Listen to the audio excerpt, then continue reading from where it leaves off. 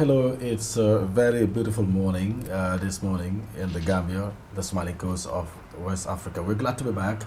This program is called Morning Star, and of course, we are with stars in the studios, just like I said yesterday, and we are definitely glad to have you. So wherever you might be watching us from, you most welcome to this platform called Morning Star. jërë ngeen jëf mbokk yi ñu ngi leen a gërëm di leen dalal ci biir kër gi am mbégte loolu del soit ak yéen ci programme bu màgg bu yànje bi léegi ñu duppee ko mooy The Morning Star ñu am ci mbégte loolu nag del soit ak yéen di leen indil ay xibaar yi nga xam ne ñoo gën a fës ci biir réew mi waaye nag ñu bokk ko seexa ko ñoo xam ne ay ndaanaan lañ kàngam yu mag sax de ndax seen xel màcc na lool ci li nga xam ne moom la ñoo yëngu ci kanam dinañ ci xam lu leer waaye ñu ngi leen a gërëm di am mbégte lool di del soit ak yéen beneen yoon ak programme bi la ñu duppee ko muy Morning Star ñu ànd ceeg Mariama Den man xam nga jigéen ñi laay faral ñoom laay njëkk a nuyu saa yu ne Mariama noo dafa coono yaa ngi fine alhamdulilah am na ku ma ne gis naa Mariama live waaw loolu am na ku ma ko wax de man live yi xaw ma fan la gisee maa ngi live TikTok moo tax live TikTok waaw ok baa yaa ngi see meeg ay koppar kay koppar saatan wuñ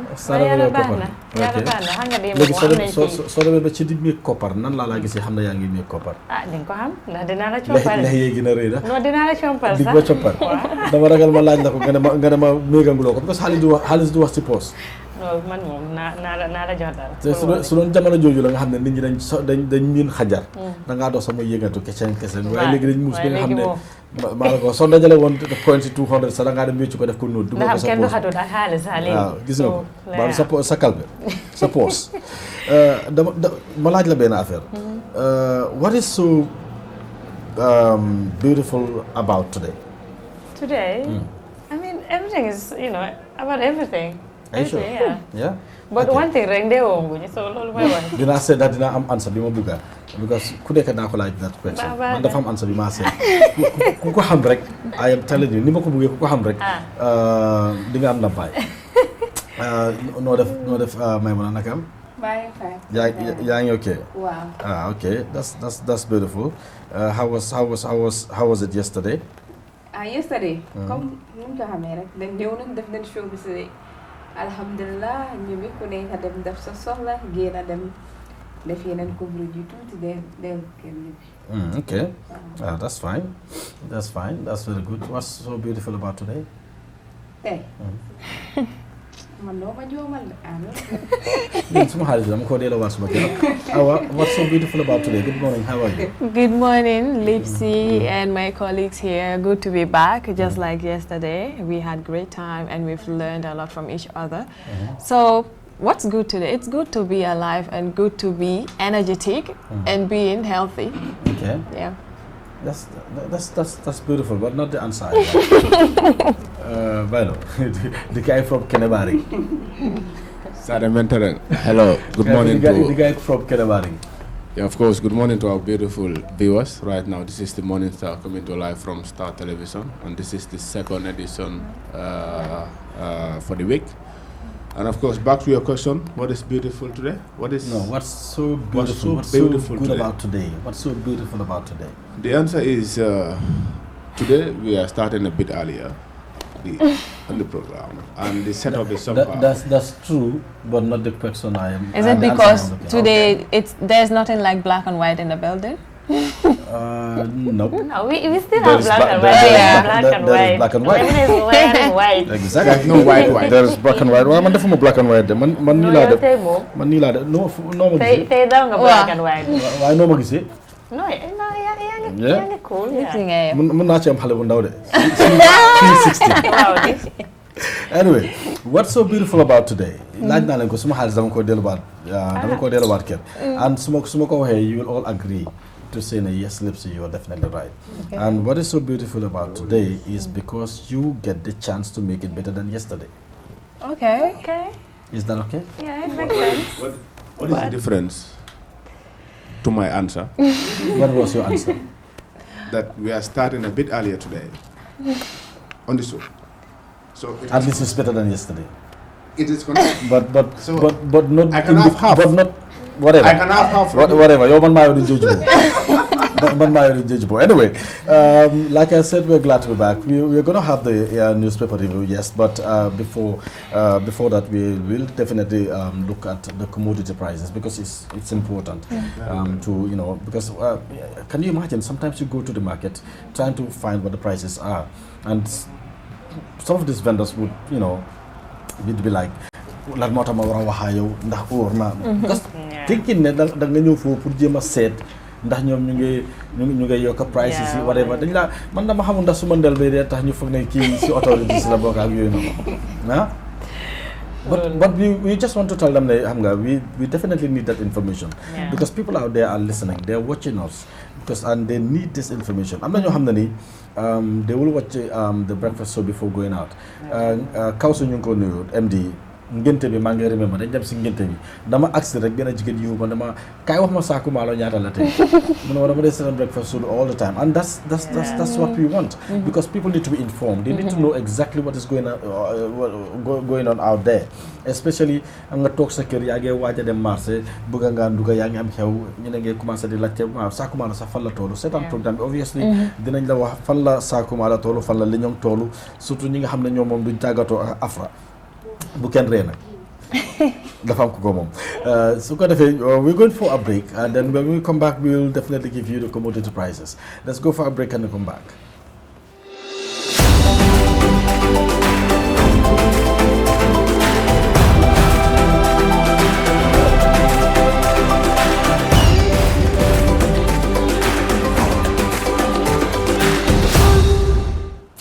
Aïcha su ko defee ñu dellusiwaat ak yéen mbokk yi ñu ngi leen a gërëm beneen yoon ci biir kër gi la mooy the programme called Morning Star. maa ngi miin breakfast show beeg tuuti ma wax ko sax de man tuuti ma wax breakfast show, but it's the Morning Star, and then wherever you might be watching us from, because you can stream live on Facebook. su ko defee nga full program, whether you're driving, going to work, whether you're at home, whether you are in your office right now. So you must welcome to this edition of the Morning Star.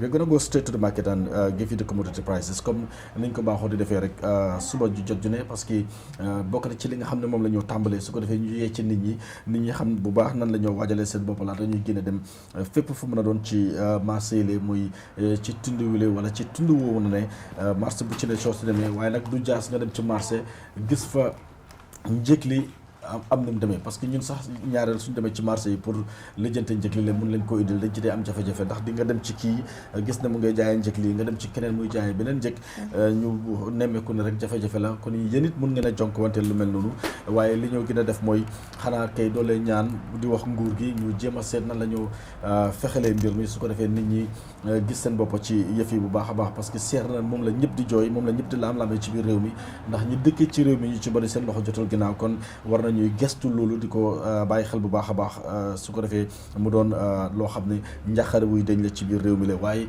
ñu tàmbalee rek American Bag of Rice mi nga xam ne moom it ñu ngi ko nemmeeku mu toll ci $2,300 mooy American Bag of Rice moom ngeen jàkkaarloo noonu si screen boobule mu toll ci $2,300. saaku sadam ñu ngi gis ne moom mu ngi toll ci $3,500 gannaaw bu ñu demee ci marché yi ba nemmeeku ko fa lañ gis ne fa lañ njëkk li toll muy $3,500. waaye saaku liñoŋ mu ngi toll ci 2000 wala saaku sukur mu ngi toll ci $2,600. saaku liñoŋ moo toll ci $900. waaye 20 litre gallon bu diwlin ñu ngi gis ne mu ngi toll ci $1,250 muy 20 litre gallon bu diwlin. 10 litre bi mu ngi toll ci 20 litre moo toll ci $2,150. 10 litre bi toll ci $1,250.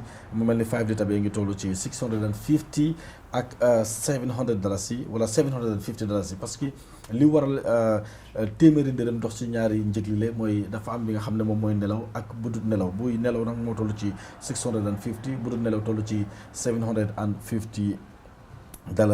20 litre gallon bu diwtiir mu ngi toll ci $2,300. saaku furiñ mu ngi toll ci $2,100. saaku pompiteer toll ci $800. tamaate marita bu 2 kilo carton bi ngi toll ci $1,200. mu mel ni kon benn pot bi ngi toll ci $230.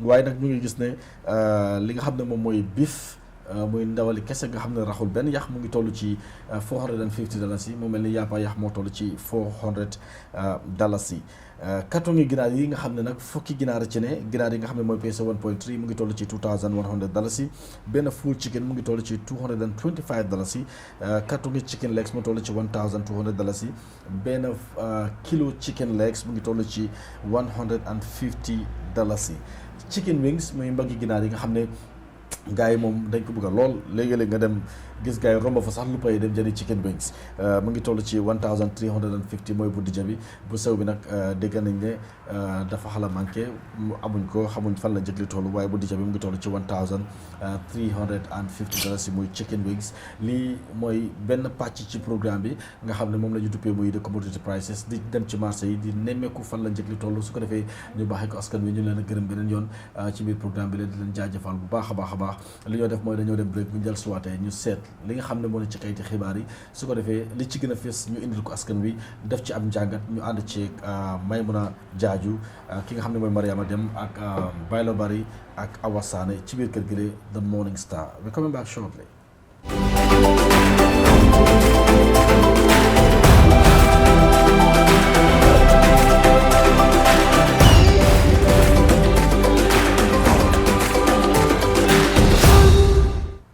All right, we're glad to be back. You're watching Morning Star coming to you live from Star TV, broadcasting from our studios in, is it the OIC?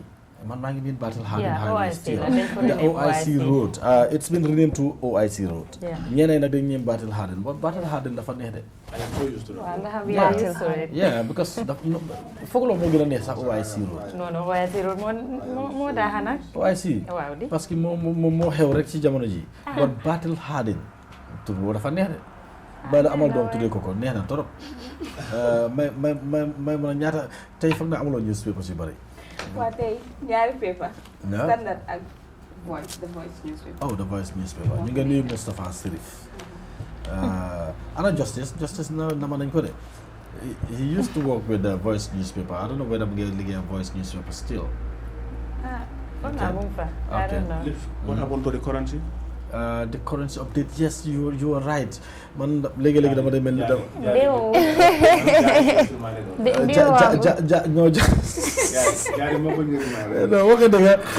Jaara ñu remind.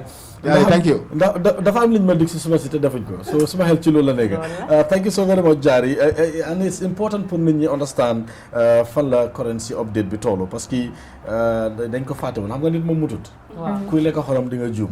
waaw currency update bi moom ngeen jàkkaarloo noonu léegi mu bàyyi ko Central Bank of the Gambia parce que lii mooy update bi ñu def démba parce que li ñoo def mooy suba su ne bu ñu ñëwee li nga xam ne mooy last update bi moom lañ leen mën a indil parce que bi ñoo def programme bi dafa fekk update yi tey bi génnagut waaye mun naa am sax mu tolloog li nga xam ne moom moo xewoon démb moom ngeen jàkkaarloo noonu US dollar mu ngi toll ci $71 .65 euro bi mu ngi toll ci 78.350 ñu ngi gis ne British pound bi mu ngi toll ci 90.77 da ngaa gis ne lii ku ko topp ku ne di nga am update si bu baax a baax Swedish krona bi mu ngi toll ci 732.99 Canadian dollar bi mu ngi toll ci 51.68 CFA bi mu ngi toll ci 577 fa la toll lii update la xëy na duñ mën a indi lépp waaye moom ngeen jàkkaarloo noonu sa screen bi ngeen bàyyi ko xel bu baax a baax mooy the last update bi gars yi def démb xam naa tey du jaar si kanam tuuti dañu amaat update mun naa am sax muy the same update ngeen am parce que léegi mbir mi noonu lay demee waaye ñu ngi cee gërëm jaare bu baax a baax ci fàttali bi nga xam ne moom la ñu fàttali day gërëm it ñëpp ñu nekk ci control room boobule li ñoo def mooy du jar ñu dem sax break dañoo delluwaat straight ci Maymuna su ko defee ñu am the newspaper review def ci ab njàngat incha allah. Thank you Lipsy ak nekk di seetaan. So, as usual, I'll be taking you through the newspaper review. We have the Standard and the Voice newspaper, respectively. So, in the front page of the Standard newspaper, we have government asked witnesses to lie against me, accused in police killings trial, concludes evidence. We have rights group challenges legality of Muslim Elders Council. We have IGP's impersonator gets 2 years suspended sentence. We have NAM calls for action over mounting suicide cases. And we have Trade Minister urges African countries to harmonize law to compete globally, and Senegal's Defense Minister due here Thursday. On the Voice newspaper, we have Dabo calls on government to implement TRRC recommendations forthwith. We have Deputy Speaker denies corruption.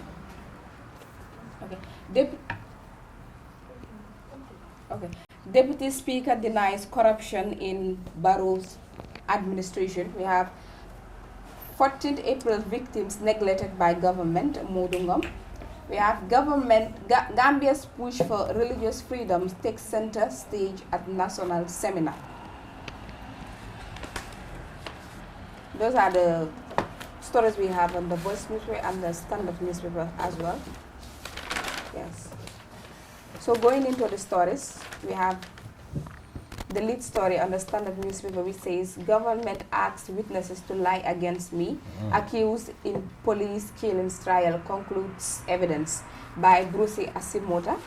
Usain Bojang, the suspect in the killing of 2 officers and the wounding of a third, yesterday concluded his evidence before Justice Ibrahim Ajete of the High Court in Banjul, strongly asserting that all the prosecution witnesses lied against him.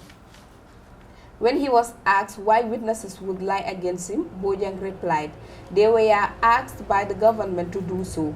Even the government knows that I went to Casamance because of the trouble I had with my white woman friend.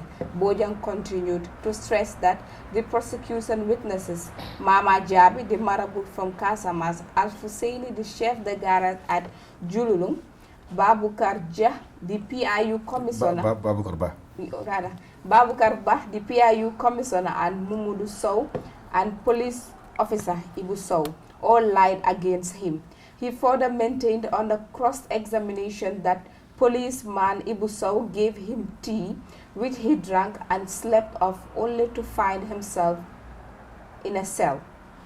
Ibu Sow came back to me with papers to obtain my statement and demanded I print them, he told the court.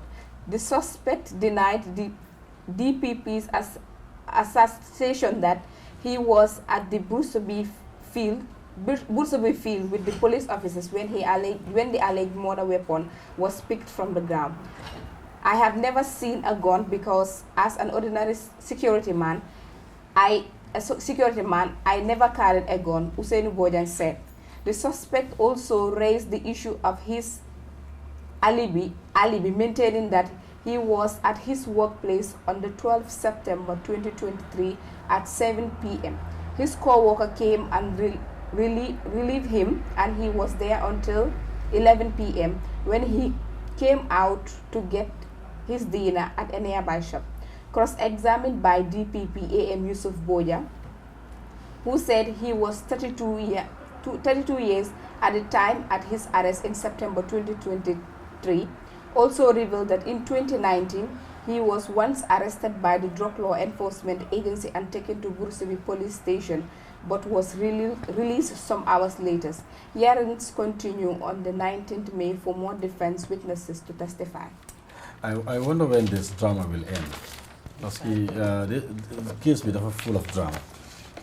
Léegi-léegi nga dégg ci yoo xam ne ni dafa lay jaaxal bu baax a baax a baax. It's why by the way you Burfut nga dëkk you were so close. How was it that night, that day, day when the shooting happened? September 12, 2023. It's in the same Burfut, but of course we are a bit far. I heard about the news the following day when I was coming to work at Star FM, when we were in Babun Fati. When I was in the vehicle, I heard this, so I could not believe till when I reached office. Then I saw it on the internet. But I think I was on the way going home that day with Mariam when I saw the picture of Usain Boja. I said, what? I was confused because knowing Usainu from, we were all colleagues at school. We were in Badmet, but I think I still not him 1 year. So I said to myself, wow. But when the court case started, the testimonies, when you hear this, just write, as you rightly mentioned, when will this drama end? Because there are so many things into this, because we had, before all this, the previous comments, made by Ibrahim G. Sankar that this boy was part of, he was seen at, Yankuba Dabo's protest, and so on and so forth, and then of course the Mama Jabi case. This thing definitely, let's see how this will end, because hearing different testimonies about this case, one cannot connect the dots. Just look at what Hussein was saying, they lied against him. They lied against him. So we are still monitoring the case, we are still following the case, and of course, how will this end as far as this is concerned? Mariam, I'm sure you were following this case as well. But what I'm really confused about is, upon all the people, why would Ousseynou be the chosen one? If it's a lie, I mean, why? And what interest would they have? I mean, case B dal Bruasisa is like crazy because there's so much, so much happened. Depuis shooting be why come as far as case be mung si court be come we are monitoring because this is a very delicate and sensitive matter because den si ñaaka ñaari bakkan len si ñaaka exactly. So it's very sensitive to talk about, and then stage boom neka, because every day they got a different story. I think comme government bi nuñ duggé ci won comme ci jëlbet bi fona mota nit ñi ñu bari right now ñu ngi am ñaari xel because kii dafa ñëw wax lii keneen ñëw wax lii so much happened ñu ngi monitor waaye at the end of the day we will see what the court decides. But come justice should be, served. Exactly, because what can the drama with the end? Because every day, so full of proceedings. Every day, they are diggerless. They diggerly. Why Lila gina jahal moy lan mota ñi fi nek ñep ñu accuse Ousseynou mom kenn lan su dé bam def ko why?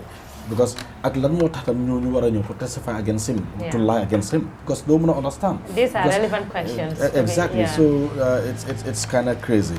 Do you have something to say, or else we go to, because like comme ni Maria wax rek, but du ñaka nak because case bi doesn't mean ne mu ngi ci high court bi rek ñun mënuñ ta wax non xëy na dafa am fi ñoo am parce que am na loo xam ne mënu la ko passer because it's sensitive da nga bay ñi nga xam ne ñoo doxal ñu dox seen liggéey bo du ñaka nak pour nit ñi tam léegi-léegi ñu wax nan lañ xalaatee ak yooyu noonu amul dara pour def ak investigation si ak yooyu moo tax rek ñu doon laajte question si important yooyu noonu pour nit ñi am at least loo xam ne mën nañ ko yóbbaale ci case bi but let's take a look at another story please. Yes, still on the standard we have NAM calls for action over mounting suicide cases by Aret Jata, which says the National Assembly member for Banjul North, Momodu Elba, has said that the alarming cases of suspected suicide reported by the police must be investigated. In a statement shared with the Standard, Honorable Bass said, with 3 suspected suicide reported in 1 week, the country can no longer afford to stay silent. There are no just headlines or numbers. They are human lives. Human lives lost, families shattered, and communities left in grief and confusion, he said. He also noted that the incidents are not anomalized but part of a disturbing pattern that reflects how deeply under-resourced and under-prioritized mental health remains in the country. Many suffer in silence, caught between cultural and legal stigma, spiritual shame, and the lack of professional support. In a society where being strong often means keeping pain onto oneself, too many are breaking under the weight of the silence, he highlighted. He further called for the amendment of the suicide law in the country as a prevention strategy. We strongly need a national suicide prevention strategy rooted in compassion, data, and action. We also need to amend laws that criminalize suicide in the Gambia to allow people to seek support without fear of punishment or imprisonment. For every suicide reported, many more go unspoken, and for every life lost, countless others are suffering quietly, hoping someone will notice, care, or help, he added. Wow. Okay. Interesting. Like two months you pass at you know nyata suicide cases like this because the last one was it URR or CRR? Yeah, I think this is the same month. Yes, It's last week, 4 consecutive days. Yeah, 4. It happened in the 4 consecutive because last week I was on a talk show on the radio. I even have to call the police PRO, you know, to hear his side of the story about this case. What he told me, this is definitely worrying. It's definitely alarming. Which case was that? Only 4 cases. Okay. Only 4, you know, just as the NAM for Banjul, you know, said. This is definitely something very, very. It was, you know, it was really a scary moment because when I even opened the lines on the radio, someone called and said, "I think we should pray." You know, either in the Christianity way or in the Muslim way, we should start praying now because this is so worrying. You know, hearing Mr. X or Ms. Y, you know, has hung him or herself. So, Lipsy, this was definitely worrying here in the country because this is not what we expect. You know, hearing every time, you know, or seeing, you know, people hanging themselves around at the bush or in their homes. So it is definitely something which the authorities should investigate, and even the family also should investigate such a thing. There was a time I can vividly remember when I said something on the breakfast show then. Because I believe in our curriculum, because the minister between you, there was a time man could go and like that question. It might not be a question, so in fact, it's just my contribution on the report because I felt it's important, especially in our curriculum. Pour new instills your and then if you grow up with this, it will help in the future, especially the issue of anger management. This suicide all these murder cases that you see, that sometimes you're angry, you go desperate, the only thing that you see is just to kill or to commit suicide or get something stupid. Understand. All the suicide cases, most of the things they're young people. Understand? Murder cases, they're young people. I think people are so stressed, people are so angry when they cannot control it. I think we need to inculcate some of these things in our system, school curriculum. They understand it, no matter how stressed you are, you need someone to talk to, you need to be calm. Even Prophet Bungla, so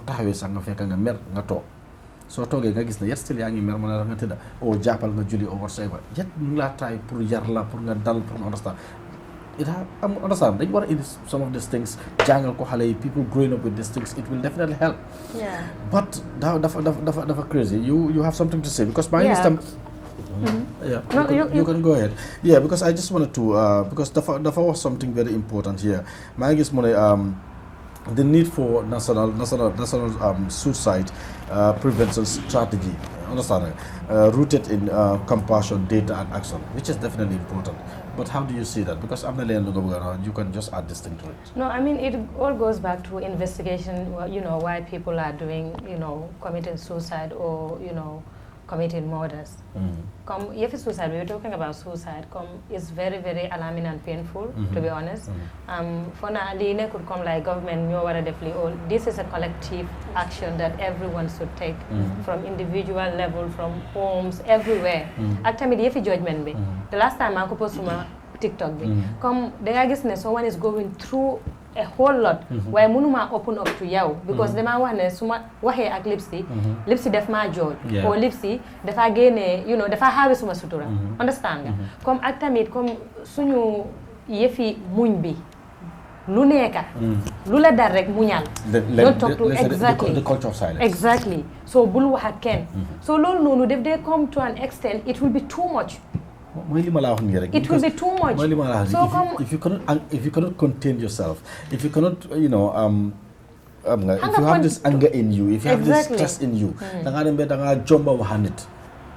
why am so fake man hamna man suma waxe ak baylo duma George. I will be able to open up to Bailo. Yeah, but tell sometimes Baylo what I'm going through. Exactly. Wa su fekkee ne comme man su ma ko waxee Baylo def maa George. O dafa dem mu wax ko Maymuna. O mu wax ko Awa. Da nga gis ne man tamit I would even prefer to commit suicide than to talk to anybody. I'm not saying this is what we should do, but this is a contributing factor to all these suicides that are happening. This is very right, and I accept because it's in line with what I am saying. Because li ko waral tam mooy because nit ñi amatuñ sutura. Exactly. Nit ñi amatuñ sutura. Am na ko xam ne ni mu ngi toog di jooy because of li ñu xawi sutura moo tax. dafa dem ba nga xam ne ni kenn du óolooti pour wax a nit parce que su ma waxee yow tam da nga wax a keneen ba pare dafa am li fi nekk fii kenn ko ci gis am na best friend damaa ñëw wax a may wala ne ko look yow suma xarit nga mënuma laa ñàkkaa wax lii but please na am suma diggante yow lii ak lii ak lii ak lii moo yow muy joxe gannaaw rek may mun a call best friend am moom tamit awa ne ko hé lépp si dee moo fi jaar léegi dafa am lu ma doon wax waaye please ñaan naa la parce que xaritam laa moo tax ma wax ma ko te yow suma waay nga bu ko wax kenn sooy teg téléphone bi moom tam kool na Baylo yaa xam te naa dem kene baa rek nga dem si football field bi du ma ca ay sam di ko explain non la loolu mooy problème my friend is your friend is this girl's friend noonu la moo demee dafa spread dafa soo da ngay kenn du óoluti parce que da nga am loo xam ne da ngaa pare pour deyalee moom sax waaye doo ko wax exactly so doo ko wax it's really crazy ba pare xam nga dañ toll ci time boo xam ne nit ñi duñ waxante dëgga benn dal moo fi nekk ñaareel nit ñi dañ dem ba ragala laal doomi jàmbur wala waxa doomi jàmbur wala yar sax doomi jàmbur de was a time man suma doom dafa def dara si benn bi kii téye ko dóor ko ba mu bugg a dee mu ñëw si kër gi sax ma yokkal ko doo si mu ne kële dafa wicket lan moo tax mooy dóor suma doom non because dafa gis suma doom mu ngi def loo xam ne ni jaaduwul mu discipline ko kon right now you want to discipline someone's child is a problem yaa ko jur yaa ko dundal suma doom la dafa sa soxla mun loo ci dara ak tamit foo naa tam dañ war a tamit comme raise awareness about counseling ak therapy xam naa ne Gambia comme amuñ ko woon waaye now am na ñi nga xamante ne ñu ngi koo def so lii nii yëpp soo gisee ne comme foofu soo demee these are professionals ñi nga xamante ne they can help you because you are going through mental health issues or depression if you go there you will be able to open up da nga xam ne kii is not here to judge me he is here to listen and to help me through this journey so for now we should also raise more awareness on this ak tamit ñi nga xamante ne they are involved in it they should come out and say okay ñun services si nii lañ nekk di provide this and this and this da nga gis ne koo xamante ne you have issues you'll be able to go to them and talk to them and not to talk to your best friend or ki nga xamante ne you think ne dina la judge exactly après xam nga li xew mooy ñun dafa am benn this attitude bi nekk fii nii ñun da nga gis nit bu ngi def loo xam ne it's not normal ñun dafa yabaate dafa réew ki dara jotu ko non dara jot na ko parce que nit ku normal koo xam ne amul that psychiatric issue doo def yenn yi because recently bu yàggut Depakunda dañu am benn xale boo xam ne nii mobile phone la day bañ a gis ak bu tamit mobile phone la day bañ a gis because dafa am suñ benn jarbaat daf doon jaay akara mu toog di jaay mu ñëw romba gis mobile phone bi mu jël mobile bi daf ko jël ni rek taalal di dem gars yi téye ko dóor ko ba mu bugg a dee man ma accident gars yi expliqué ma loolu man ne bot ku normal gars yi dama dafa yabaate nangam dis time bi ñu ko dóoree dañ ko dóor jël phone bi ci loxoom muy delluwaat mu gis keneen mu jël fu ni kooku bi tam ñu téye ko foofu ñu dóor ko am na benn dee 5 times ñun ñoo ko aate am que ne ko fa toog mu ne booy kii dafa yabaate ma ne ko yow are you okay because nga téye sa téléphone bi rek toppa na la bi ñu ko téye xam nga la wax man dama nekk si mission lan mooy sa mission mooy fuul waaw dañ am pour téye ko benn bi booy dañ ko dóor ba gis nga ndongam bi fii dafa mel ni lu koppate ko after dañ ko téye takka ko teg ko benn place dem au famille am nga ñëw jël ko right now yóbbu nañ ko sax faaraato ñu nga xam si ban paa lañ ko yóbbu façon yooyu dafa am nit ñu taxaw ñu ne kii dara jotu ko dafa xamali duñ la faale ñi la war a dimbale sax duñ la faale so dañ war a change a lot in this country dañ war a open up to people we need to break this culture of silence we need to speak out we need to talk moo tax man maa ngi remember bi ñoo nekk St. Augustine there was this club called the Speak Out Club which was very good understand daf laa jàngal da nga understand that you need to talk you need to xam nga in fact it teaches you to be a very good orator in fact because lu bari la lay jàngal not only nga am sa personal problem nga share ko with someone that you trust ne mën na la advise or whatever but it helps you to be able to be a very good speaker it helps you to to understand life it helps you to understand the issue of counseling some people you talk to them about counseling dañ naan hey wala ñu yóbbu waaye yëfi tubaab yooyu noonu and it's important because am na ñoo xam ne they are expert in some of these areas and then they can tell you exactly what needs to be done.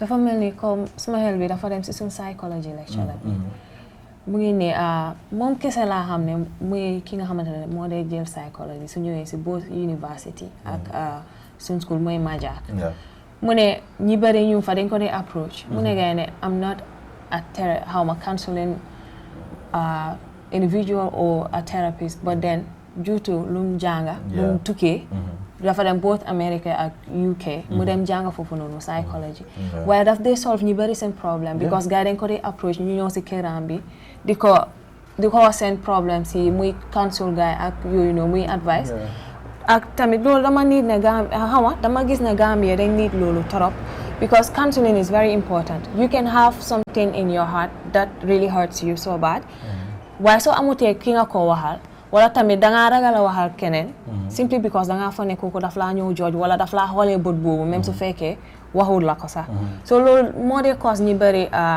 dañ dee xalaatee leneen mooy sa xel dem si affaire suicide ak yooyu noonu wala lii daf dee cause dangaa gis nit mu lifin sax mu ñëw dof nga fa ne comme ça am na lu cause loolu fekk stress la stress moo dee cause ñeneen ñi seen confusion ak yooyu noonu ñeneen ñi ñu fa soo toogee ak gaay nga waxtaan ak gaay truly dangaa xam ne kii am na lu nekk di go through te dafa nit ki nga xamante ne kooku la war a waxtaanal ak yooyu noonu so dama gis ne lii daal ay suicide ak yooyu noonu moo ko dee cause waaye soo amee ki ngay waxtaanal mu free sa mind bi façon yii nii sa xel bi du si dem sax Maimouna please yëpp comme ni ngeen ko waxee yëpp wax ngeen ak comme ni nga ko the culture of silence dañ ko war a break you have loo xam ne lu la métti la daal war ngaa génn nga daal di wax ak nit yi ak also nga seek li nga xam ne moo nekk support ak tamit comme ni nga ko waxee lu waasi tamit dañ si war a jóg ñu gën see gën a waxtaanee tamit nga gis ne tamit ku si jéem a lefen jóg ba affaire suicide dugga sa biir xel bi yàlla su defee nga mucca si and all that stuff ñu seet yoon tamit lan la war a jël si yow pour mën a gis ne keneen ak keneen su ko waajaa def mu mun a xam ne su ma ko defee su féelee lii ak lii moo ma siy fekka so I think naam si tamit war nañu mbaa ko su boobaa doo ko def rek mu bañ a féel parce que su féelee nga wax te xam naa ne su awareness creation is very important ak kii nii mu ne Lipsy Fatima mu ne kooku noonu ki nga nekk di wax ni mbiram mu ne because he is sick Lipsy I know him very well you see so I am vindicated exactly he justified it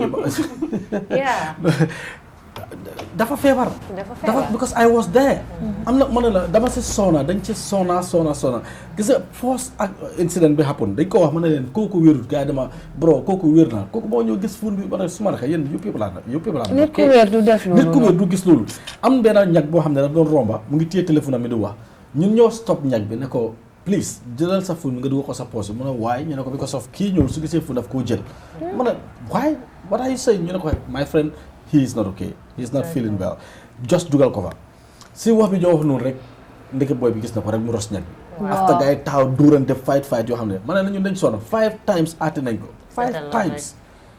5 times bu yàggut after bi ma ko mujj a gis dama ñëw laajte ko ñu ne ma yóbbu nañ ko after dafa egg si kaw taax bi mu bàyyi boppam daanu tànkam yi da dafa dama xam nga so nañ bàyyi nit di def dara rek ñu ne kii dafa réewaa ngeen moo ko jàppa kii façon yi dañ ko war a jàppale instead dafa defin dafa am problème man maa ngi xam naa nit ko xam na ni suma xarit la suma raka la mu ngi tànka psychiatric nifit la whatever kooku da ngaa togga moom mu la explain yoo xam ne ni yow sa bopp you won't believe it mu ne la come on boy kii dafa am problème anyway daal things needs to be changed approaches ak yooyu noonu yëpp dañ ko war a seetaat the culture of silence need to be breaking ñu seet naka la ñoo def parce que if not dañoo soona rek dañoo soona yeah so going to the Voice newspaper the latest story there we have Darboe calls on government to implement TRRC recommendations forthwith by Fatou Coulibaly.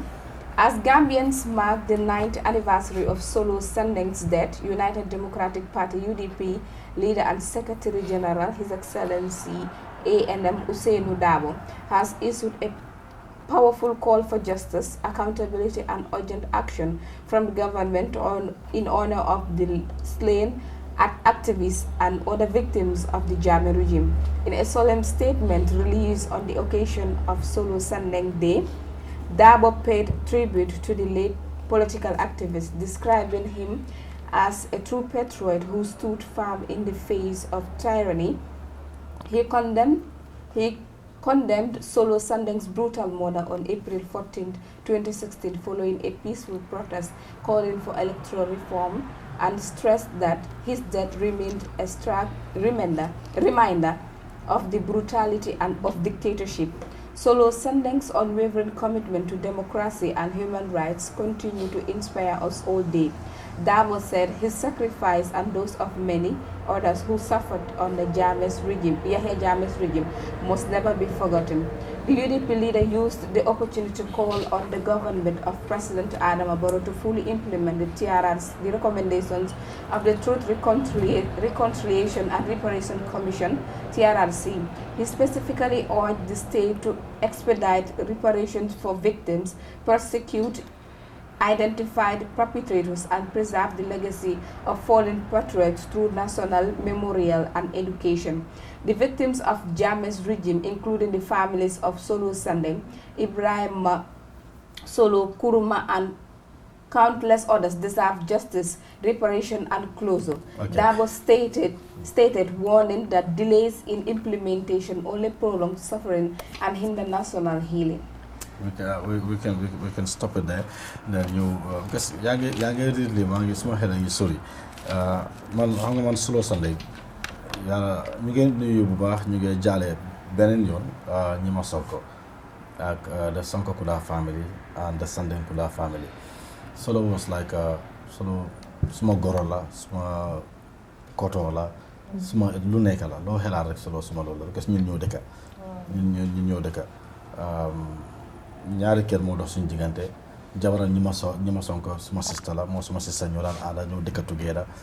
maa ngi remember day bu ñu reyee Solo Sandeng that morning because teelu maa dem liggéey maa ngi woon suma néeg di seet suma bàjjen moo ñëw koŋ-koŋ suma bu teg ma yow mun a ma jógal parce que dégg naa Solo lañ rey ni ma tubee sax yëguma ko ndax sëlmu naa ndax broche naa ndax I cannot even tell noonu laa génne daw dugga ci biir kër bi and I can tell you ne Solo jàmbaar la woon te lim doon def dafa nekkoon ci moom daf ko gëm daf ko miin gis nga in 2006 was it the coalition NAT was 2006 NAT can you remember NAT 2006 maa ngi remember Solo ñëw na si studio bi while then I was at City Limits moo indi benn press release about the rally they were organizing at the Brikama garage mu ñëw with another guy fàtte naa kan la ba ñëw na with another guy mu ñëw mu fekk ma yow nga ko ñu mun doomalti naa nga ñu taxaw waxtaan ak yooyu noonu ñu indi ko ñu def press release bi I did it in English Solo def ko in Mandinka man maa ko def in English and Wolof Solo def ko in Mandinka Solo dafa génn fekk man tam ma pare naa maa ngi it was on a Saturday ma paak suma bagage that day I think I was from there maa ngi waroon a dem Bijilo dama génn di dem ñibbi rek Pisces one tribe sound Pisces was there Awa Jeng was there guy call ma ne ma far nga nekk bro ma ne guy man ñibbi naa maa ngi nii almost Dipakunda guy ne ma please problème am na ma ne lan la lu xew ñu ne ma coy yi ñoo fi ñëw ñu ngi storm the whole building ñu ne dañoo shut down radio station bi suñu leen waxul kan moo indi press release bi ak kan moo ko def so they demanding to see you and Solo and someone else ma ne really guy ne waaw ma ne ko ok ma ne koolaat ma si kanam noonu laa fi nga fay téléphone bi amoon ndomba Solo den ma dem dugga si kër fekk ñi ma jabaram mu ngi toog ma expliqué ko loolu ñi ma mën a ma ne koolal Solo mu jox ma ndomba Solo xam nga ma koolee Solo lan la ma wax daf ma ne Cheikh bul woori joxal gars yi suma ndomba ma ne ko non seefut bro parce que time boobu xam nga day di daxay dara bi ñëw na ñu ngi sut Ousmane Silla ak yeneen a ngi am ba pare xam nga régime bi fi nekkoon by then so they were fearful so ma ne ko seefut mu ne ma don't worry give them my number dama am pour taal suma connection bi jox leen ko coy demand but it was a very very difficult night pour wan la how brave he was ragalutoon because su nekkoon keneen du ko joxe because of those people were brutal by then understand du joxe nombaam du wax ne jox leen ko but after Halifa call whatever but it's to cut the story short soo gisee ma wax la lii dama laa wax ne dafa nekkoon jàmbaar génn di protest bul foog ne it was by chance mu génn non daf ko miin lim miin la daf ko def because of dafa nekk si xolam bi xam naa Solo bu baax a baax non ñu dee wax yëpp di seen wax bi lañ exactly man dama dëkka moom ñun ñoo dëkka ko ñi ma seetaan xam nañ li ma wax ñooy toog ñooy waxtaan léegi play xiima leen ataaya ñu play Scrabble understand ñaari kër moo dox suñu diggante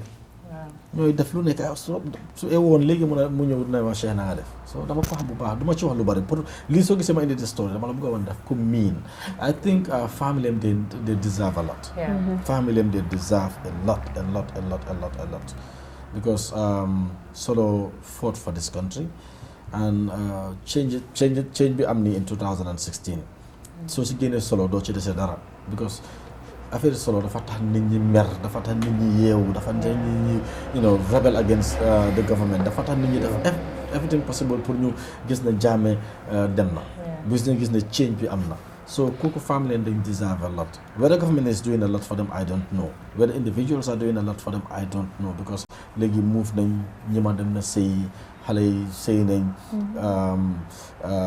Sanding dégg naa ñëw na gisaguma ko dégg naa mu ngi fi sëy na mu ngi Germany Mohamed mu ngi fii mu ngi tukki mu ngi ñëw whatever but people need to remember in fact man I believe that there are some yenn kër yenn place or mu am leen loo xam ne sax dañ ko name after Solo Sanding believe it because daf ko deserve that name du musa denc ci history of this country So in the next 100 years people will learn about Solo Sanding because he did something that no one ever thought of. He was definitely brave. May Allah grant him Jannah. April 14, 2014 was a dark day in this country. It was because imagine ñu ngi si stress boobu noonu ñu ngi si kër Solo Sanding family members si friends ñëpp a ngee ñëw coy ñu ngi faa ñëw seen pick up because coy bi ñoo ñëw foofu la ma fekk bi ñoo ñëw si biir kër gi foofu la ma fekk bi gaa yi di daw Solo Sanding ñi ma Sonko ak ñoom Natu ak xale yëpp some of them su ma néegi yaay lañ dugal ñeneen ñu dugal leen si opposite kër compound bi I was there man maa ngi ma taxaw si bunti kër bi pour make sure na gars yi suspect buñ ne xale yi sax daw nañ dugal si biir kër gi because it was not safe we are not saying they came for them but why would they come there so dañ am pour génne sa kër ñu advice ñu go after noonu lañ génnee ñu match through back way bi dem direct si French embassy pour dem si French embassy bi then through the American embassy xaw ma ban lañ ci bujjee dem after but man dama des si gannaaw but man maa taxaw si bunti kër bi gars yi daw dugal si biir kër bi so it was definitely a stressful day. That family need to be remembered. They need to, be given something very special, because Solo Sanding, have sacrificed life for this country. Yesterday we were talking about the victims. I think these are the real victims of what happened during Jammeh's era. That day it was a sad day in this country. It was in 2014, April 14. So this is why the UDP cannot forget this April 14. Any time this day come, they will definitely do something, because this day Solo and the coup took to the streets and said they were asking for electoral reforms. So this did not go well with the former regime, Jammeh and the others. So Solo was arrested and Solo died in their custody. So when that happened, I think that also triggered for Dabo and the late Lamin Damundiba also to talk to the streets and said either Solo alive or his dead body. So that is where Dabo and co were also sent to, they were also arrested. So many things happened in 2014. Between 2014 and 2016, so many things happened. And then 2016, our coalition came, Jammeh was defeated. So these victims, just yesterday we were saying about these victims, my father's comment, now we can connect these dots. Even a colleague of mine, a batchmate of mine was among those who were arrested, Modun Gom. Even this past Ramadan, I met him at the turntable. He told me, Bailo, Mankenda. They went through a lot. They were tortured. Whether they in the long run, in the complications in life, and then not even live exactly. If honestly, ñi mol min yalan ko yemantoro soto jamme la mol bulo kono ñi ne kacha soto e ka ko dol fo e ka fo wow dol bi je ñaal dol bi je hani alama ala ya tunya bar hani foto e ka keno because of ye cool minkela so wayati na fang ñing April 14 UDP ko fana mboka ñina nola because long lum yalan ko lundi brimbalom akada non 2014 sangole Solo na la mol findita ka foko electoral reforms bari wato masakunda membi jangi ko hani itol tuloto mola Solo na la mol muta wolto Solo na ra fay blokono fo nga jele fang kabiri man sakunda kuto fana nata solo la bad because ko ya bade no fotanje ena something eta de jele ya wuri nata ya bade ku ko denke so comme ya fo nyame rek ete solo nyolon tena ma nyolon bo dena political la fana la fana to mon ko so nga la ko moy wolto bo do ala ni sabande fure to mal bi alma ne mon ka far kele be minu fana e man toro soro minu fana ba jarrol alma ale imakoy allahumma amin yeah. Man ma am pour yokka fofu moy Solo Sandeh depuis primary school la ko xamé ba côté. Okay. Mu ngi won among the chairpersons of the school. Ak tamit the chairpersons of the school. Ak tamit ma ngi bokon the same class ak domam Jeynaba Sandeh. Yeah. So ñoo defandoo primary school ñu demale tam ba côté Upper. Okay. Ñu ngi won fofu nonu be affaire ci buñ definé they have to fly to Senegal. So mom dafa melni jangam bi fofu la starté di am ay janko wante because dafa bay fi ni jangam bi dem Senegal just to save themselves from all what is going on. Exactly. Because si school bi mu ngi won ni ñeneen ni di wax ne dégga la wala du dégga suñ laté Jeynaba sa comme ça du dé bëgga wax ni lay fekk ñu ngi won ñu ngi ñoo start sun grade 9 exam bi sax so Jeynaba nit ñi suñu affaire exam mom daf dé noppi always ñu ne ko yow xana la nit ñi lu nekk di wax mo la nekk di lifin waaye comme ça du dee wax waaye dafa jékki-jékki rek ñu start duñ ko dee gis ci school bi waat ndekete comme ça dafa tukki woon ak yooyu noonu léegi si la leer nit ñi ne luñ nekk di wax dégg la so after si yàgg na fa lool ba nit ñi def seen exam bi ak yooyu noonu waaye moom si last minute bi la ñëw but still grant nañ ko permission bi mu def examen bi mu demaat dafa def exam bi rek demaat Sénégal so ñu ngi ko lifin ñu ngi ko jaale dëj bi ak gars seen tiis bi because lii tiis la si ñoom ba léegi du musa dañ dafa nekk si ñoom ba léegi so ñu ngi ko wax ne let them just keep believing and justice must be served. dafa sad dafa de bàyyi fi njaboot bu sew. Exactly. And let's see one thing. Sorry. No, come on. All right. About the TRRC, about Dabo's comments, and definitely, I think I'm Gambian Kulvana. Ye jiko soro baga TRRC role.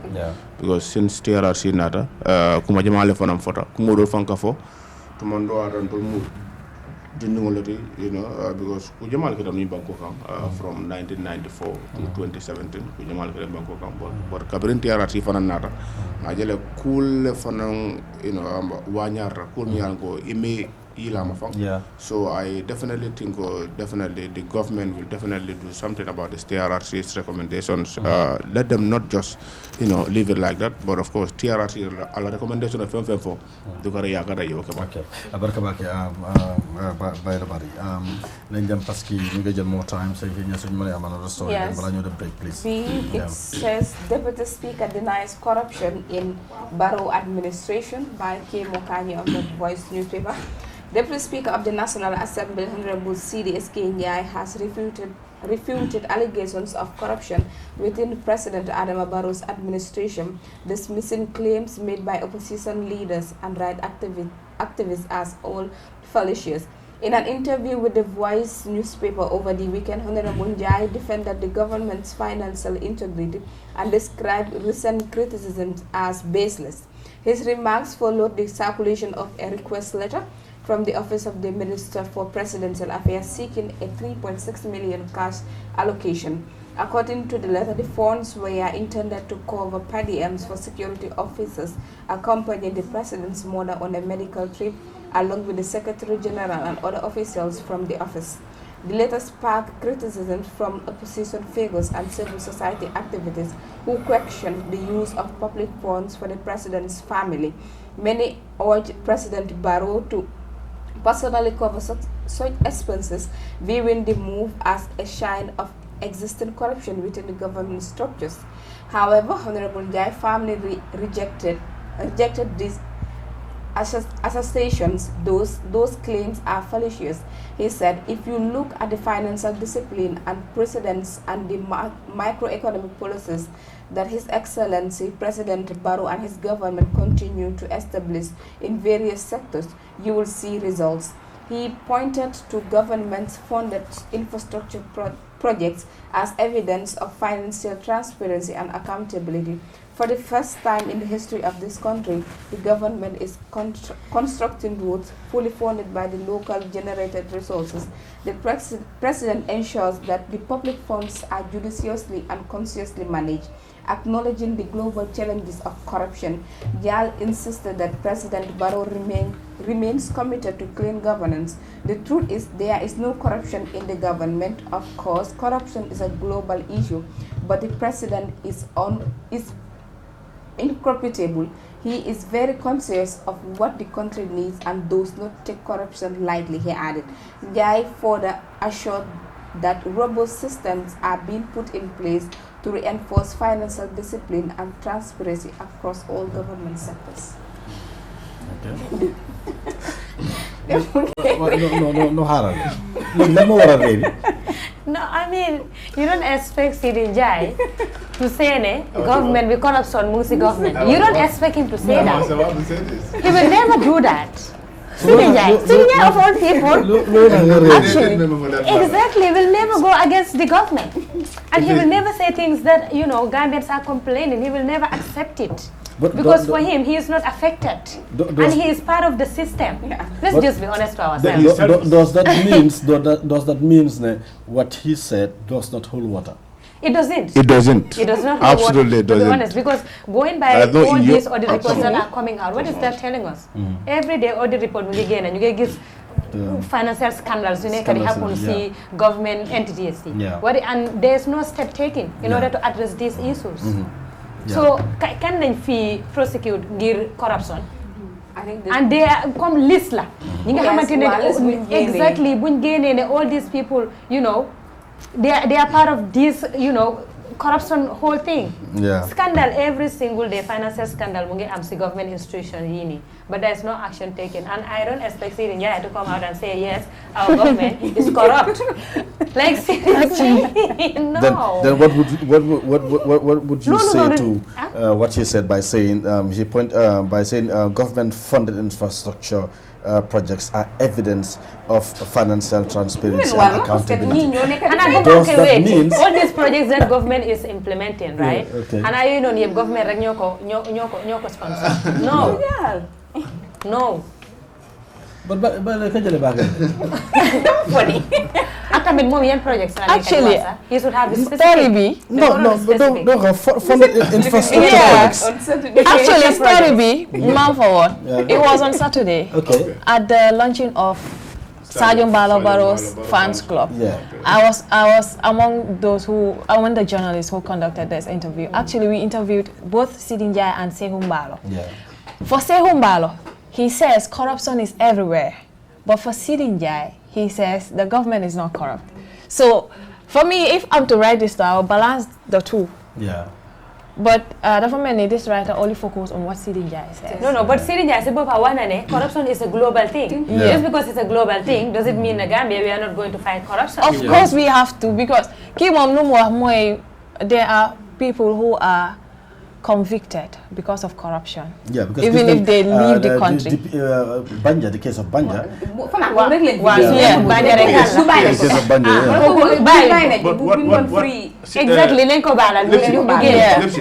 What really happened at the Ministry of Health, where the Minister of Health came out plain blank and said there is corruption in his ministry. Of course. A sitting minister saying this. Because he was frustrated. Yeah, he was frustrated. So at that point, you just have to be straightforward. Why is the Deputy Speaker coming up with this kind of interview to the people? This country. But no, you gotta bless it. He is the Deputy Speaker, likewise, the spokesman of the NPP. The Deputy Speaker position, they can walk off at is the president. The president. So what do you expect? Are they there to mislead the Gambians? No. They are doing. Maybe as well he was taken out of context. Maybe that out of what? Context. Where on earth will Sidin stand and say anything bad about this government? Where? Never. It will never happen. As far as Aaron Barrow is concerned. No, but perhaps when the government changes. Come on. No, but come on. You understand every day you just like you just rightly said. Listening reports, financial management, listening everybody. Corruption is everywhere. The keyword is Barrow is true. The thing is, you can fight corruption mun ngaa try nga seet ndax dañ ko xeex waaye issue bi mooy ndax di nga génne corruption you cannot I don't think so mënuloo ko it's just like poverty you cannot eradicate poverty but you can fight it you can fight it disaster mënuloo koo stop but xam nga da ngaa def yéena pour mitigate pour xam nga pour comme yow mu amoon boppam bu métti rek nga naan dara loo xam ne dafa remedy dafa wàññi boppam métti doesn't mean boppam métti doo ko amaat in the future you will corruption is like that as well da nga ko fight pour wàññi corruption even but tell me naka lañ ko dee waxate you go to India with the biggest democracy in the world there is corruption you go to America with all their democracy in fact most corruption if in the US and other countries. It's even in the Gambia here as well. No, but to say there is no corruption in the government, no, I don't think so. There is government, there is corruption. But you get reports. You get financial. Every day. At 3 points, living letter bu gëna tax nit ñi di gëna wax sax moy 3.6 million living pour padiem pour ñu allocate for ñu nekk di gunge the president's mother for overseas. Anyway, that should be it for the newspaper. That should be it for the. But in okay, kaje la ñaan man la fi wara. That should be it for the newspaper review. We are coming back after the break to take a look at more news story, especially the news that we broadcast last night. And Mariama Dem will definitely take us through that. Some interesting ones. At least 2 national stories and 1 international story, and then we'll come back to continue with the Morning Star. We're coming back.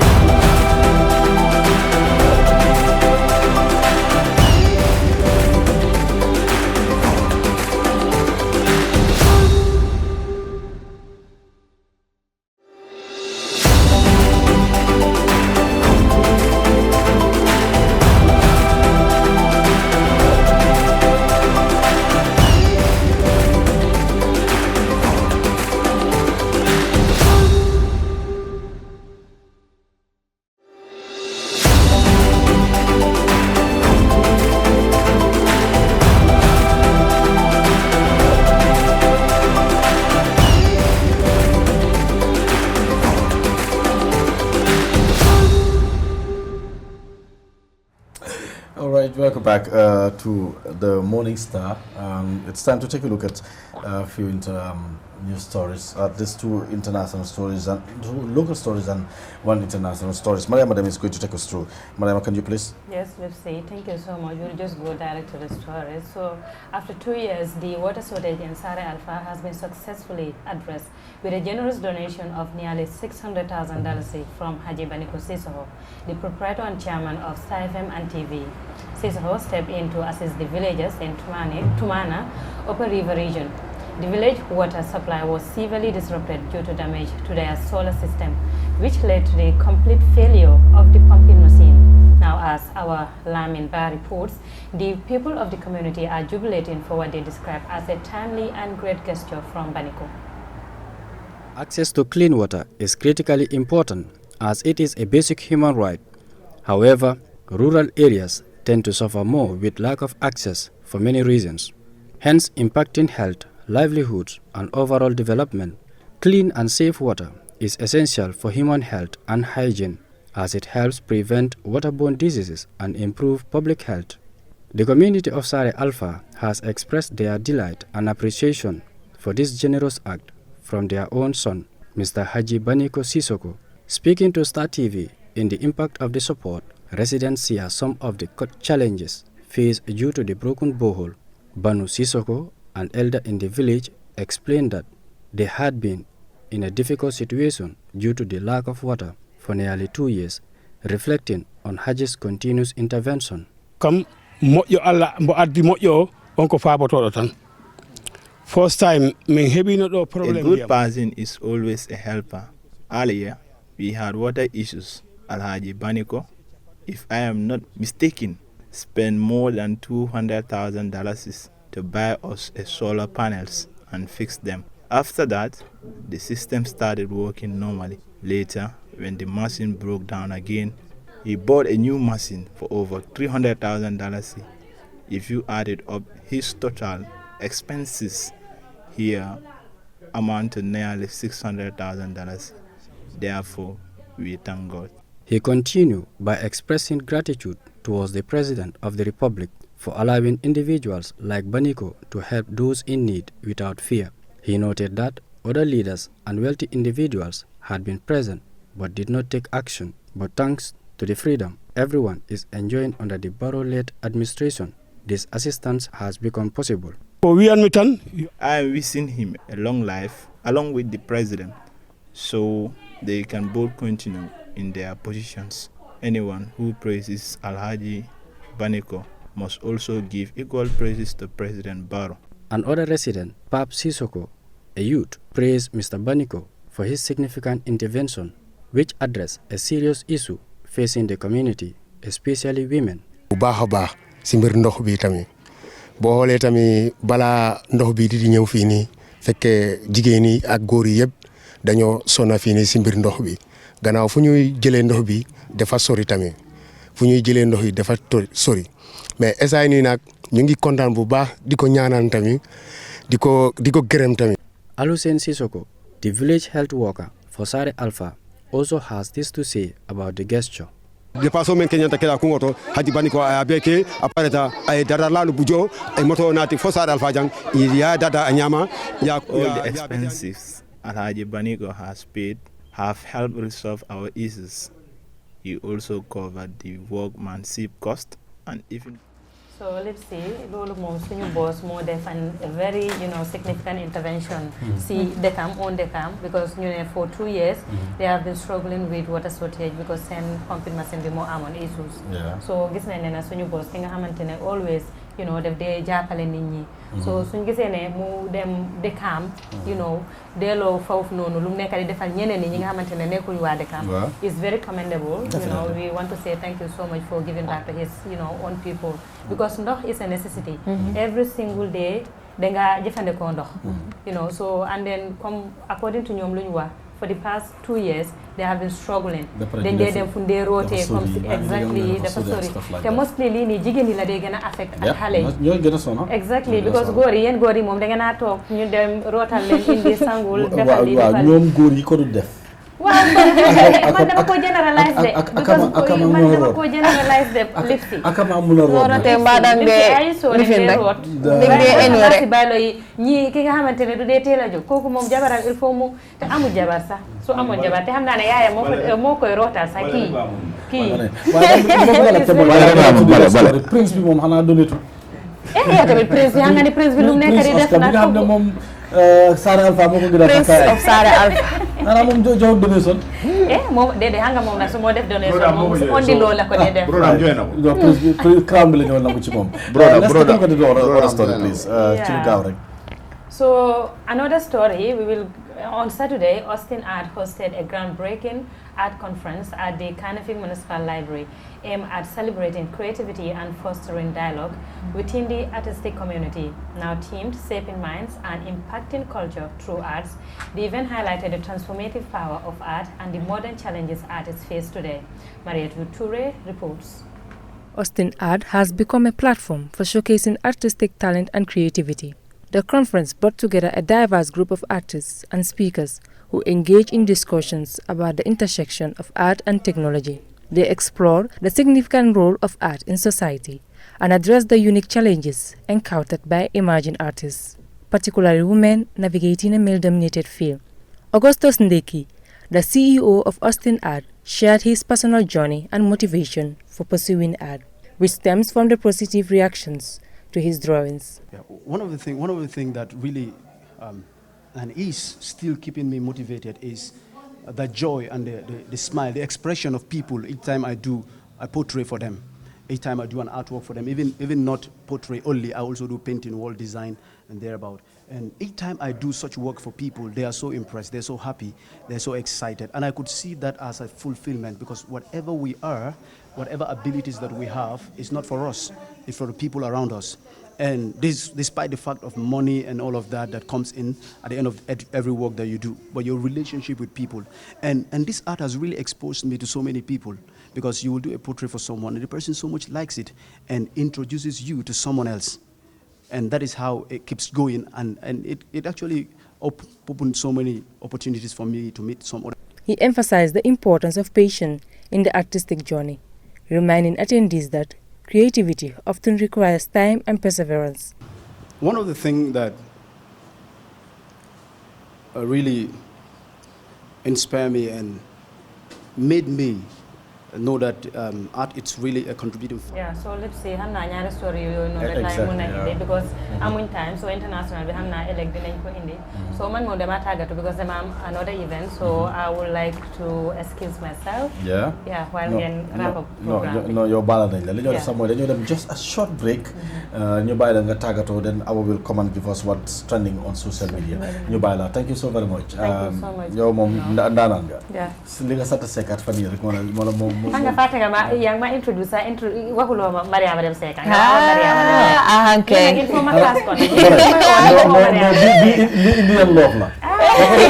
Let's go for Indian love. Short break and come back.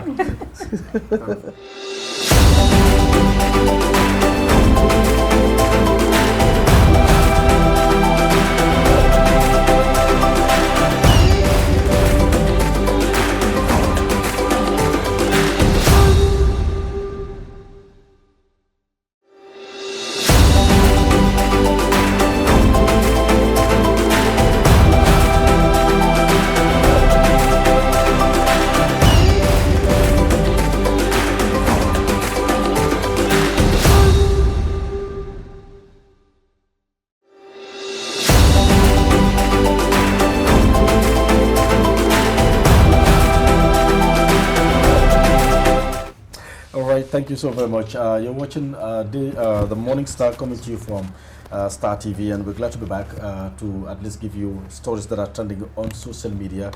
Queen Awasani is taking us through. What's the first interesting story that you're giving us? The first.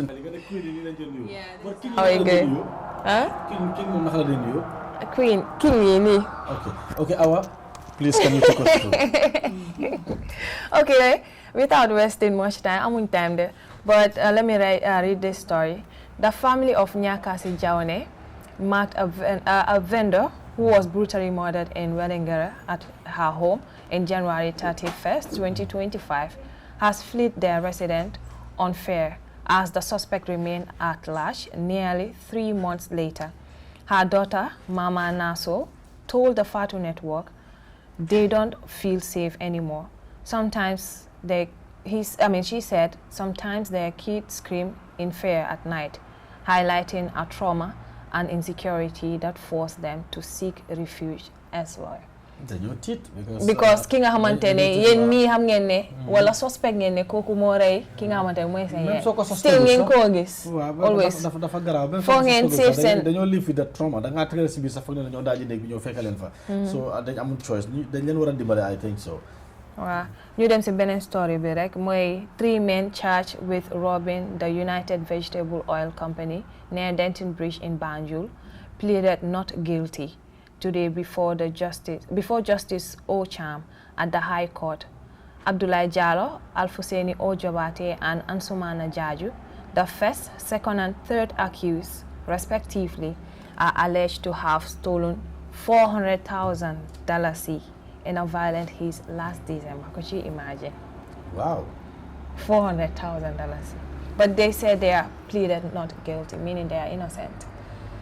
Really? So Jari, without wasting time, nañ dem si entertainment bi rek because gis nañ ne attack ak ST seen competition bi mu ngi gën a high mu ngi gën a high nga may ñu si guys and ambiance bi rek ku nekk ngay génnee woy bu es competition bi mu ngi gën a dëgër. na gën a neex rek.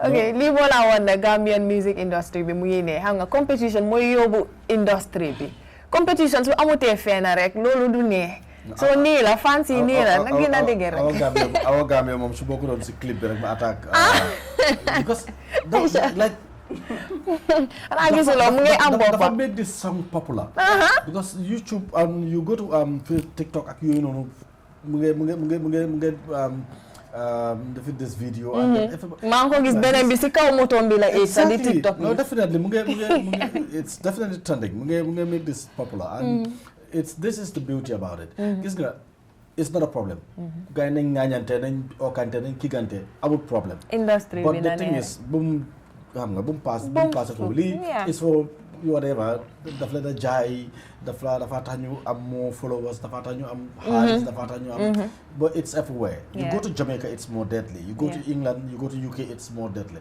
so beef rivalry dafa it's part of music you cannot take it out loolu moom is very important I think that should be the last one that's it well thank you so very much because that's definitely important and we're running out of time what we should do is to go and take a look at sports parce que Bailo am na some two important new sports stories to give out. Let's take a look at those ones, Bailo.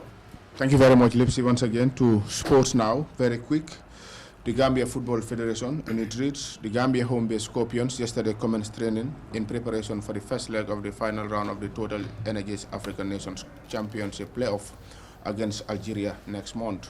Yesterday's training session under the supervision of head coach Alaji Sarr was held at the Osman Saho football field in Olyundum with all players. Sarr noted yesterday's training session was to welcome back the players and interact with the way a view to introduce the training mechanism as the team begins its technical preparations ahead of the home leg against Algeria on Saturday, 3rd May 2025 at the Independence Stadium in Bakau at 1500 GMT. Meanwhile, due to the FF Cup competition's round of 32 matches scheduled to begin today, Tuesday, is called off until tomorrow, Wednesday. This is because a large part of the group would be engaged in their respective ties. And finally, according to the Fatu Network, Brikama United Football Club has suspended women's team manager Madiba Singate following allegations that he assaulted a female player causing injuries to her eyes. The club described the report as distressing and stated Madiba Singate is suspended with his role as the team manager with immediate effect pending the outcome of the investigations into the matter.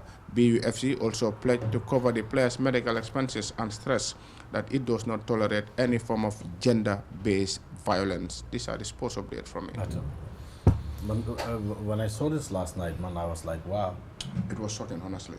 It was really shocking. Yeah. I imagine coach, I was a player, problem the more result to this. Honestly. It was too much.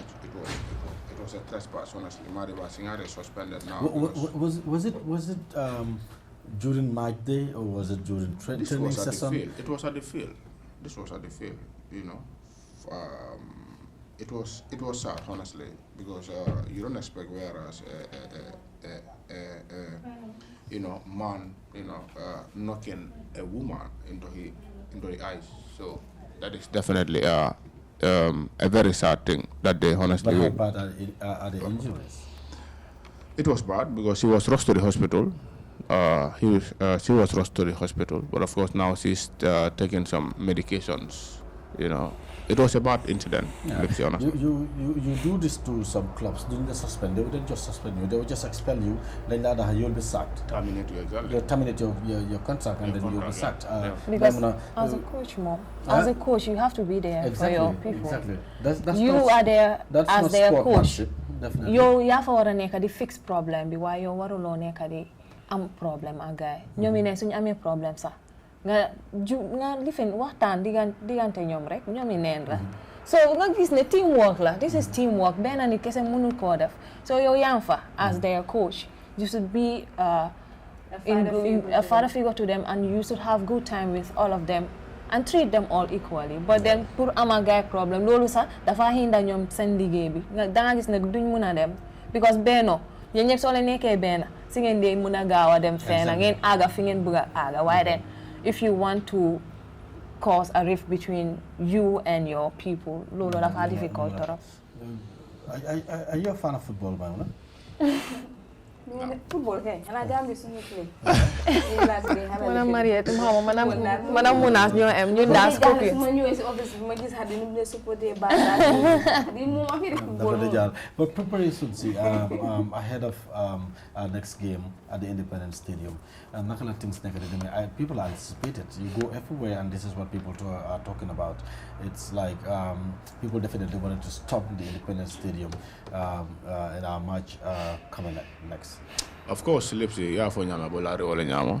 Gambian or farmer like no Independence Stadium motor because always Ninda Independence Stadium musical concert like an seen in Jabarchai, always stop because renovation of Irakano.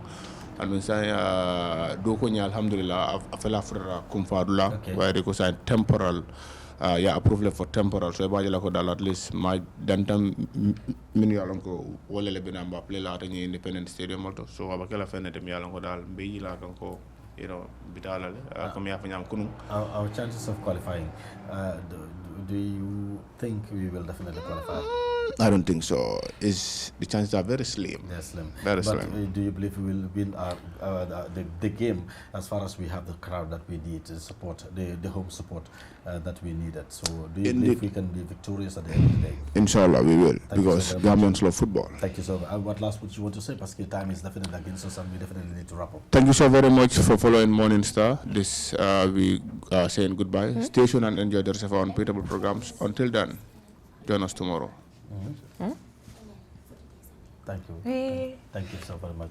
Today is MS 40 days. Yeah. Yes. Modou Lamine Sanyang bi nga xam ne moom moo doon liggéey ñun nekkoon fi nag di liggéey bu rafet liggéey bu mucc ayib ñëpp nangul ko njàmbaaram ñëpp nangul ko li nga xam ne moom la doon def ci biir réew mi yàlla dogal ci biir weeru koor bi ci ajuma bu njëkk bi ci la am accident yàlla moom ko mu ñibbi barsaax moom tey ji mooy ñeneen fukki guddeem ñuy ñaanal askan bi ñaanal réew mi ñëpp ñu ñaanal ko bépp kilifa diine nañ ko ñaanal yàlla tàbbi ko ci àjjana yu gën a kawe yàlla def ko def barkeel li nga xam ne loolu la bàyyi gannaaw jabootam papaam yàlla yokk ko wér waaye Mouhamed mii lay ju bëgg a wax rek ne ku baax la woon te man xam naa ci dara parce que yàlla dafa dogal man maa ko introduce si biir man maa ko njëkk a dugal sa studio bi moo dem school nekk xale bu ndaw la daan ñëw si télévision di ñu seet si di ñëw foofu noonu mu nekk suma xarit may dem dëkkaam ñu nekk fa ba yàlla dogal ma ñëw fekk ko Star TV bokkaam moom liggéey bi mu joxoon ma cër lool du jaar sax suma tur ne ma Cheikh wala Lipsy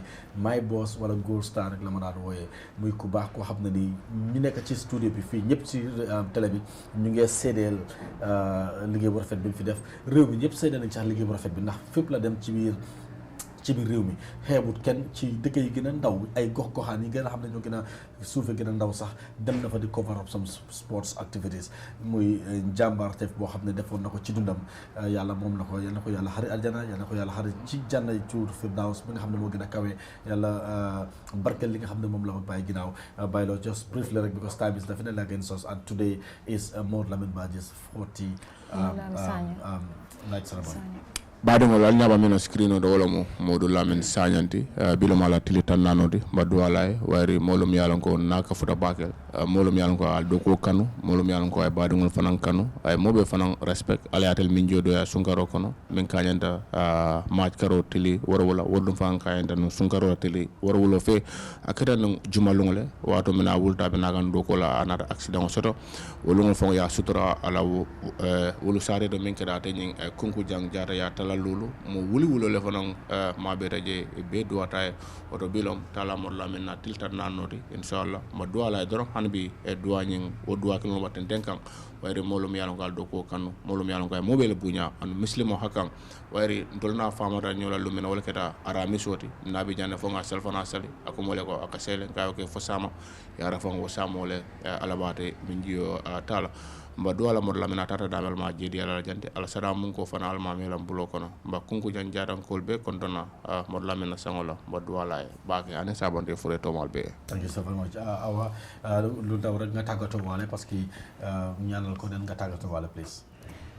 Moom daal comme ça su ma gisee nataalam bi suma xel bi dam tey sori because man moom always nu ma de ooyee mu ne yow moom kay suma yaay nga because suma yaay awala tudda so sometimes su ñëwee sax du ma dee bëgg a ooyee suma tur man ak moom seeka nañ li nga xamante ne jaama lañ seekante musuñoo am problème moom fu mu nekk foo ko gis rek kaf mu ñëw def liggéeyam dem na yoonam so ñu ngi ko ñaanal yàlla xaaree ko àjjana yi gën a kawe fu mu nekk gënal ko fu mu jógee ndaw la ay njaboot la bàyyi ci ginnaaw. jërëjëf Maimouna ñu ngi tàggatoo waxtu jamono ñu jaanal ko rek dem su ko defee nga tàggatoo. waaw jërëjëf ñu ngi jaajëfal képp nga xam ne mu doon seetaan Morning Star bi di comme ni ngeen ko waxee rek moo la bi daal nit ku baax la because man moo fi ñëwee comme ni ko diggante jaaju ak Sanem suma kal la su ñëwee daf ma tooñ mu ne ma ne yow xam nga danga mun a lekk ak yooyu so last day bi si Thursday bi ma eggee rek dama ko fekkoon si kaw fii comme la ko fekk moom ak ñaara ñu doon kafante boobu laa dugal si biir all of a sudden rek si ëllëg si nga dégg ne di snow moom mu nekk loo xam ne lu tiisoon na ñëpp ñi nga xam ne ñu doon xëyee fi nga xam ne moo nekk star waaye yàlla su soxlee ñëpp a ne ñaaka soo di gën a ñaax njaboot yi gën a mun di ko ñaanal rek yàlla gën koo xaare àjjana ak ñu jiitu yi. thank you jërë ngeen jëf mbokk yi yéen a ko dégg loolu lañ leen amaloon ci Morning Star bile ñuy ñaanal Mo Lamin beneen yoon yàlla xaare ko aljana su ko defee ñu jox leen dig daje bi ëllëg incha allah rabbi dinañ jël suwaat indi leen beneen Morning Star ak ñi nga xam ne moom laa àndal ñoom laa àndal ci biir programme bi la jërë ngeen jëf thank you so very much.